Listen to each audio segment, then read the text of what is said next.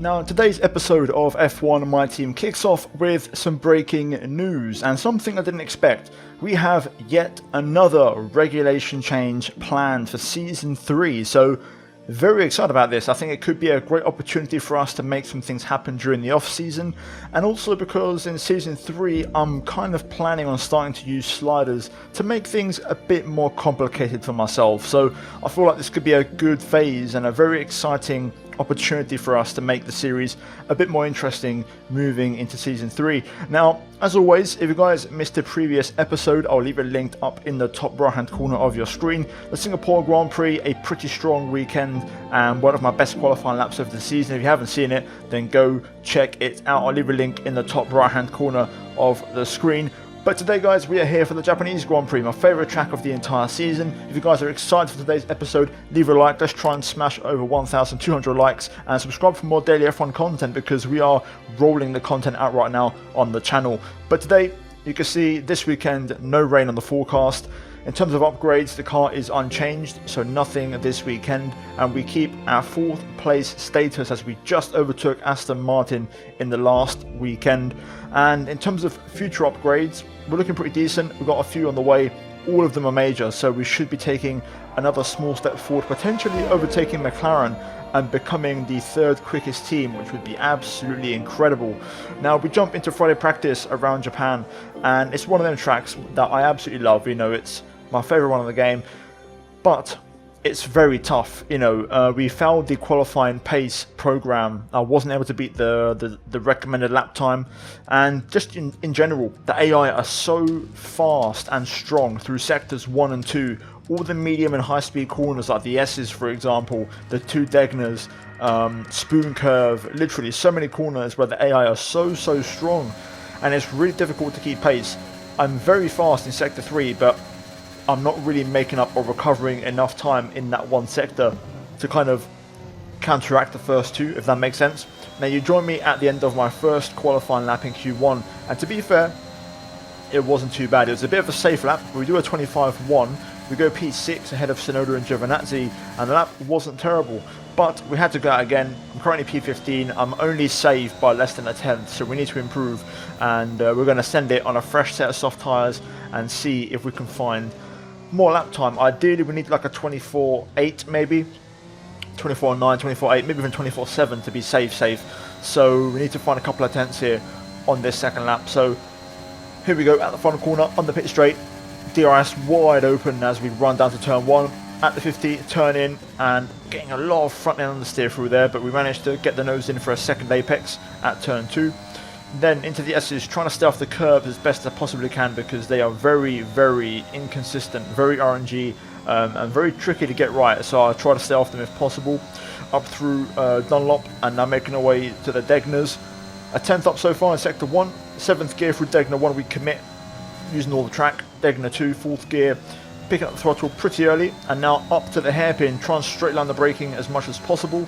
Brake just after the curb ends on the right hand side. We actually run it a little bit deep on the braking, but we get a really nice clean exit as a result of that, and we're going to keep the car a little bit tighter to the right here along this back straight. Now into spoon, braking at the 50, down to 6th gear and then down to 5th gear for the second part of spoon curve. Quickly back on the throttle, using all the exit curve, which is there's plenty of, so make full use of it, and then throttle flat out for at least 15 seconds through 130R, and then approaching the Casio triangle, the final chicane. You're going to brake at about the 100-meter board, more or less. Just 30 seconds left in the session. Down to 3rd, and then a short shift to 4th for the left, so in between the 2 corners, up to 4th gear, and then keep the car a little bit tighter to the line as we run across the line and go P14 with a 24.6, and that should do the trick for us. That is a bit better than what we needed and a bit better than I hoped for, and in the end of Q1, job done for us. So the cutoff was a 0.7/8 in Raikkonen's case, so pretty much the prediction was spot on, and we got the job done. P15. Meanwhile, Nico Rosberg, I believe, P7, I think. He set a 1:23.9, I believe, or something like that. Literally, Rosberg with some insane pace in Q1. Now, you join me in Q2. This first lap was on a used set of tyres, and the lap time isn't going to be as great. I believe the lap time wise is going to be identical to the very first run we had in Q1, so 25-1 once again, but this time on a used set of tyres. Now we're going to go again, and I'm going to give it everything. It's my last set of soft tyres, and to be fair, one of my better qualifying laps of the season. After Singapore, this was really satisfying, so hopefully you guys enjoy the lap.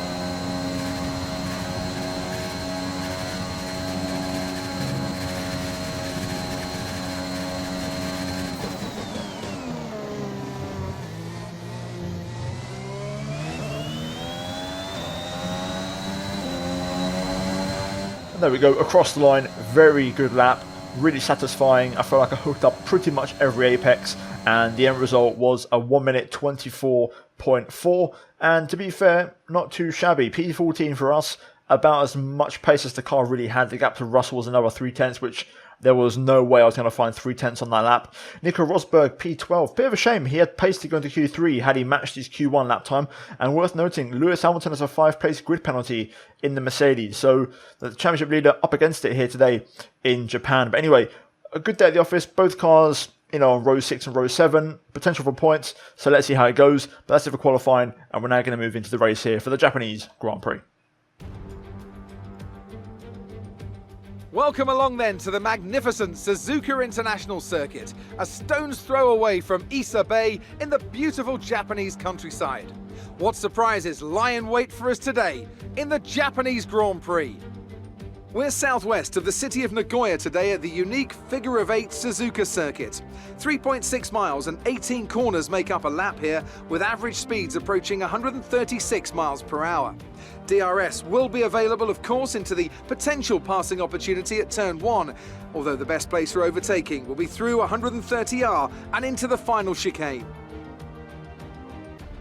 Let's run you through the driver grid order for today's exciting race. Valtteri Bottas lines up on pole position, and Max Verstappen lines up alongside. Looking down the rest of the grid, we have Ricciardo, Norris, Sergio Perez, and Hamilton, Leclerc, Vettel, Stroll, and Pierre Gasly, Russell, Martinez, Esteban Ocon, and Tsunoda, Sainz, Raikkonen, Nico Rosberg, and Antonio Giovinazzi. They'll be starting further back after an earlier grid penalty. Lundgaard, Mazepin, they've taken a grid penalty. Mick Schumacher and Nicholas Latifi. Now, it's almost time for lights out, so let's go down to the track. So today's race, we start from P12 on row 6, and to be fair, we're not a million miles away from the points. Having said that, if I remember correctly, last year's race was a bit of a struggle, and it feels like a pretty similar theme this weekend. I don't feel like we've got a lot of pace. We might be able to sneak a point or two if we have a really good race, but I feel like we're going to have to really pull something out the bag. I just feel like the AI are too fast around here, especially in the first two sectors. I managed to pull some time back in Sector 3, but, Sectors 1 and 2, especially through the medium to high speed corners like the S's and the Degners and also the Spoon as well, the AI are just very, very fast around here. So it's going to be a difficult challenge, and I think if we can even score just a point, I'll be really happy with that. In terms of strategy, we're going to start in the mediums and then switch to a soft compound tyre. We're going to go for the alternate one-stop strategy, and the reason I'm going for mediums first is because I feel like the softs will probably overheat quite badly in the first stint if I tried to keep pace with the AI. So at least on the medium I can push flat out, even though I may not be as fast, and it would be better long term for us. The alternate strategy is medium to hard if necessary, but I don't think we're going to need that one here today.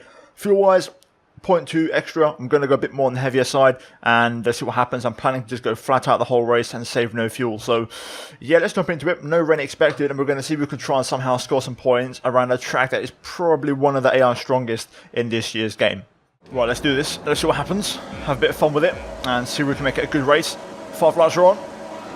And we're underway. Great reaction time there. Pretty decent. We've got Ocon behind, who's also on mediums, so no to having a look up the inside here. We're going to go to the outside. Oh, that's nice. Pretty tight, but we've made it work. Warning for track limits as we try to challenge Pierre Gasly into the S section. But we're up to P11. We've managed to overtake George Russell at least, so that's 1 place made up, which is awesome. Now let's see if we have any kind of pace on these tyres to keep up. It's going to be a real challenge. Although we are usually better on the Sundays, we'll see if we can make something happen here today. Hopefully Rosberg can fight back as well as we almost run off the track there again. Risking getting a second warning for track limits if I'm not careful. Russell sticking his nose in here at the hairpin. We're going to give him a nice little squeeze and show him the long way around, which he won't be able to pull off that move. Instead, Tsunoda's actually going to try and challenge him now instead, so that's going to help us a little bit. But let's see. 1 DRS zone. DRS is quite tricky to save around here, so we're going to have to use it sparingly. We'll see. The first target, as always, is to get to lap 3. As we get a second warning. Oh boy, that's not good. We need to try and get to lap 3 and be within a second of Pierre Gasly. So that's going to be tricky around here, but we'll try and do our best. Russell putting some pressure on here, but luckily sector 3 is my sector, so I can actually give myself a bit of a break. But we're going to have to watch out now for the rest of the race. We're already on 2 warnings. If I get one more, it's going to be a 3-second time penalty. So we've got to make sure we keep things clean. Well, lap 3, DRS now enabled, and I've got to say... Yellow flag. Oh, hang on. Yellow flag. It's ahead of us. Someone's come off ahead of you. There's a yellow flag ahead. It's one of the Aston Martins. He's going to be right on the apex into 130. Alright, Sebastian Vettel. We ran off track. Okay, clear.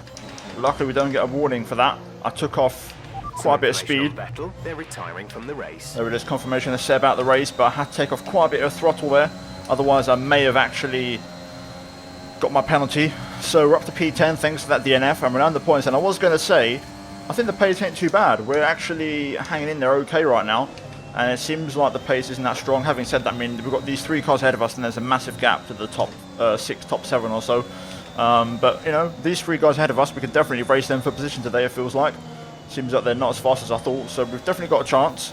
And we've stayed within DRS, that's all we need. Having said that, Gasly has dropped out of Stroll and his DRS range, which is not ideal. So let's see how we get on. But so far, this ain't going too bad. I'm going to try and pass Pierre Gasly here. I feel like I've got a bit of pace to burn in clean air. The understeer in the edge is quite bad when following another car, so we're going to see if we can try and pull away and maybe, you know, latch onto the 2 cars ahead. Possibly get a bit of a slingshot effect, especially if Stroll and Leclerc battle into turn 1. I think it's Leclerc in the Ferrari, by the way. I'm not 100% certain. But here we go. This might help us drop Russell as well. Let's use the engine mode. Honda versus Honda. We've got a lot of straight line speed, and we'll get it done even before turn 1. A little bit wide there for understeer, but we've done it.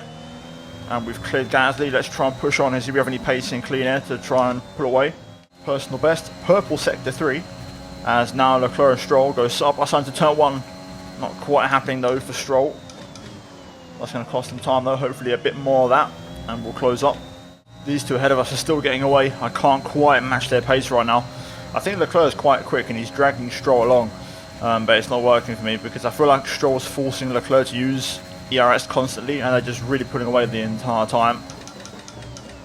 I just can't quite match it. I need them to battle. Cars in the pit lane though. McLaren in there, I'm guessing that's Lando. Yes it is. He's going for the hard tar, so that's interesting. Hopefully more cars follow suit. I'm just about managing to keep Gasly to 1 second, but I need a little bit more to try and drop him out of DRS permanently. Charles Leclerc pits. A few more cars in there as well. Hamilton and Ricciardo as well. So we're now up to P5. Nico is just peeling off into the pits now. He's in the pits. Let's see if more cars go for the hard tire. If they do, we may be able to actually keep a respectable pace on these mediums compared to those on hards, and that might bring us into the race later on the soft tire. And I'm expecting now the majority of the cars to pit, just the Red Bull staying out front. Purple sector 3, we match our personal best, and Perez stays out for at least one more lap. Sergio Perez pits. So we'll take the race lead for a couple of laps. Verstappen's probably going to catch us right now. Let's see how this goes. Let's keep going and try and stretch it to a set of soft tyres. So Verstappen's arrived. It's not really in my interest to waste time battling or holding him up, so we're going to probably let him go by. I'll see if I can do it out of spoon. That way I get DRS on the pit straight, and that way we achieve minimal time loss. And then the gap behind to Bottas should be enough. I reckon I can hold Bottas off until I pit. So that's going to be the plan. I'm not going to use any ERS out of here. We'll just let Max use his engine, use his battery, and cruise up. If he wants to, that is. Here he goes.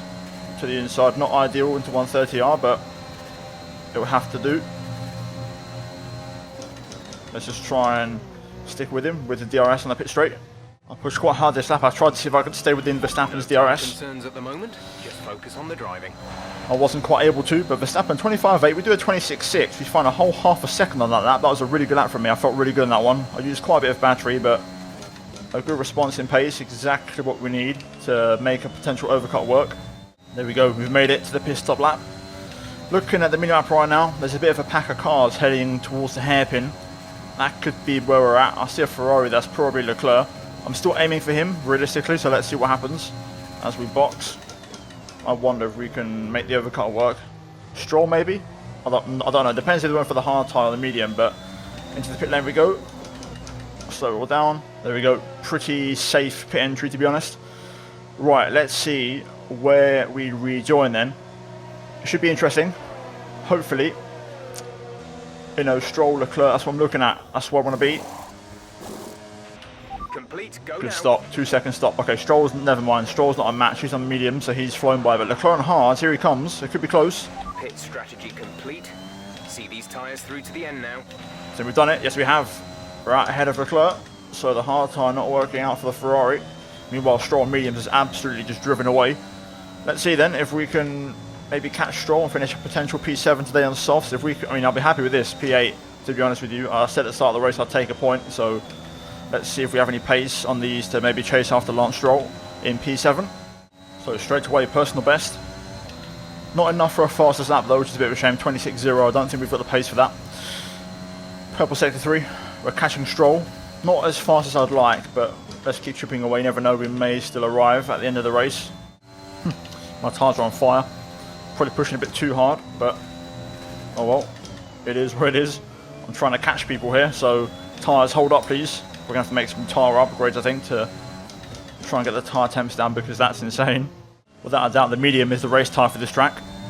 Make no doubt about it, the soft tyre is just not good. It just overheats so easily, and you really can't push it. That's why I didn't want to start on this tyre. The medium is by far the one you want to start on, because you can just keep driving that tyre flat out. I can't catch Stroll. I'm just not fast enough. I'm getting a little bit per lap, but it really isn't that much, and I'm losing the first 2 sectors. I gain it all back in the final one. So yeah, we're just going to focus on finishing P8, to be honest. I'm quite happy with that. You know, I said I'd take it at the start of the race. So let's focus on bringing the car home and making sure we don't get that penalty, because so far, it's been one of my better races in terms of keeping it clean for penalties. I've really kept it respectful of track limits since lap 1. Here we go, the AI have now pulled the pin. This is it. Stroll's already gained a second on me this lap. This is them now pushing Max out. Leclerc also half a second up. We should be okay. I don't really have much to respond with. My tyres are going, so we'll just keep driving at this pace. We should still be fine though to hang on to P8. Well, last lap of the race. Verstappen's going to win it for Red Bull. Been a while since we've said that one. Bottas with the fastest lap at the end. I'm currently pushing. I'm matching my personal best. Just trying to keep Leclerc at that 3 second barrier in case we get a penalty, but I don't think we will. We're just going to bring it home nice and safely now. Into the final sector. Still on for a personal best. Let's see if we can try and bring that home with us on the last lap. Final chicane, a little bit scruffy. Don't think we're going to get it. Nah, I wasn't fast enough, but still good race. P8 and in the points again. Alright, race over. Take care of the car on the way in.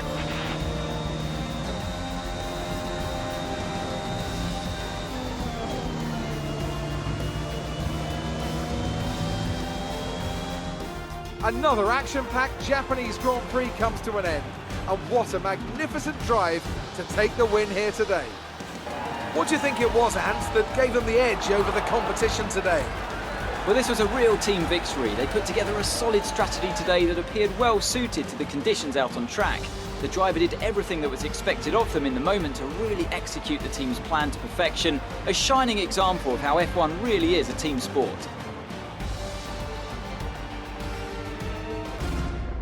Red Bull are our winners today after showcasing some incredible driving.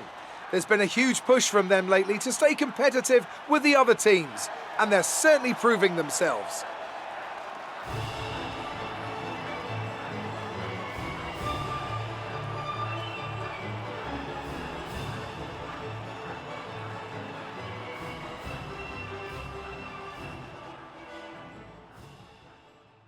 And there we go then, confirmation of Verstappen's win.